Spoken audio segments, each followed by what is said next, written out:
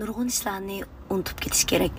Lekin yiqilsaq yulaganni, yig'lasak kuldurganni, eng og'ir kunlarimizda mehr muhabbat berganlarni, shundaqla har bir kunimizda bizga shodlik, sog'lik, omonlik, xotirjamlik tilgan shu janjigarlarimizni hargiz unutib qolmasligimiz kerak.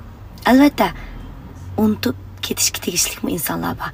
Bular kimlar deganda, bizning yaxshiligimizni faqat tushunmaydigan, bo'libmi uch xil qarshimiz, ozroqmi o'xshashmaydigan, ya'ni dünya qarshimiz, qimmat qarshimiz, kishilik turmush qarshimiz, go'zallik qarshimiz degandek. Mush jihatlarda faqat o'rtoqligimiz yo'q.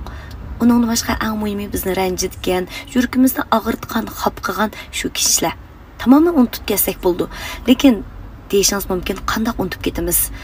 Shularni unutishning bir yaxshi to'g'risi bo'lsa, kechirib o'tish.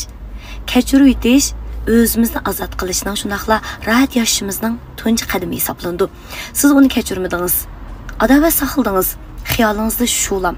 Siz kechirmasangiz, shuning xatoligida, shuning soyasida yashayversiz. U o'zining dunyosida shundoq yashaydi, shundoq yaxshi yashaydi. Uxlayverdi, tomoqni yeyverdi, ishini qilaverdi, kulayverdi. Shundaq-ku, lekin siz o'zingiz bu ishni qayta tahlil qilib, qayta o'ylab, charchab ketasiz. Nimish qilamiz? Shularning shu xatoligini o'zni qo'g'dashdan quroli deb o'ylang. Shu sababdan kechirvasangiz tamoman bo'ldi. Kechirib etishning foydasini eng zo'r ko'radigan kishi kim u? O'zingiz. Ya'ni men birsini kechirdim, men buning foydasini ko'rman. Men manfaatlanman degan gap. Shu do'stlarim meni sening faqat ko'ngling yo'q deydi. Endi bu ko'ngling yo'q degani boshqalar seni xafa qilsa, shunda tez unutib ketalaysan, adovat saqlamaysan deydi. To'g'ri. Çünkü o karşı taraf üçün emas, özlem üçün.